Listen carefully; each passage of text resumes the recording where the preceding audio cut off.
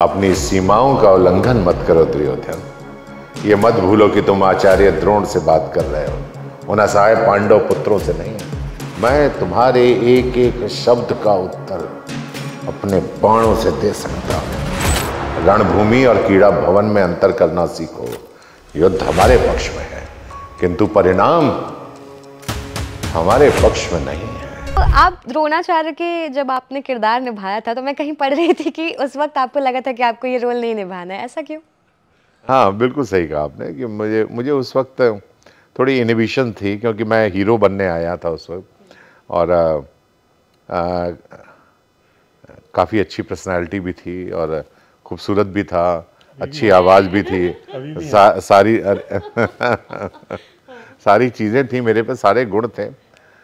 और मैंने कहा कि मुझे अर्जुन के रोल में ना लेकर आप मुझे एक बुढ़े का रोल दे रहे हो, ये तो अनजस्टिस होगी। और क्या होता था पहले, जो कैरेक्टर ने एक बार अच्छी तरह से कर दिया तो फिर उसके ऊपर वो छाप लग जाती है और फिर लोग जो हैं फिर उसको बुढ़े के ही रोल देने लगते हैं। मैंने कहा ये तो वो वाली बात हो गई कि मेरे सर मुड़ाते ओले पड़े।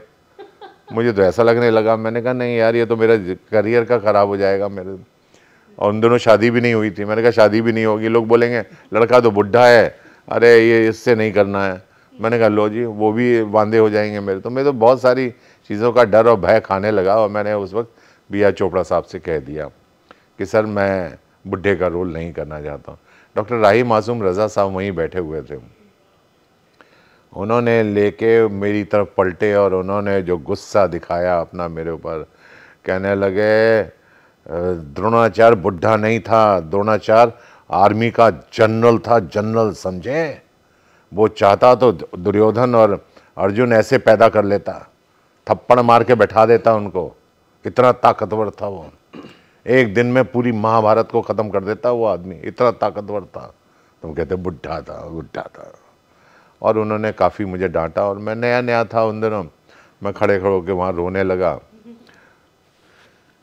फिर उन्होंने बी.आर. चोपड़ा साहब ने रवि चोपड़ा को बुलाया, बोला भाई देख लो इसको, लड़के को।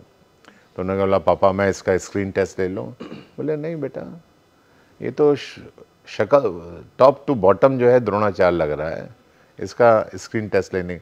तो मैं महाभारत में अकेला एक्टर था जिसका कोई स्क्रीन टेस्ट नहीं लिया गया था और मुझे द्रोणाचार्य का रोल दे दिया। आज जग जाहिर है कि आज भी लोग मुझे द्रोणाचार्य के नाम से ही बुलाते हैं। जब मैं सड़क पे भी चलता हूँ तो भी द्रोणाचार्य ही बोलते हैं। मेरा असली नाम लोग कम जानते हैं देन टू द्रोणाचार्य।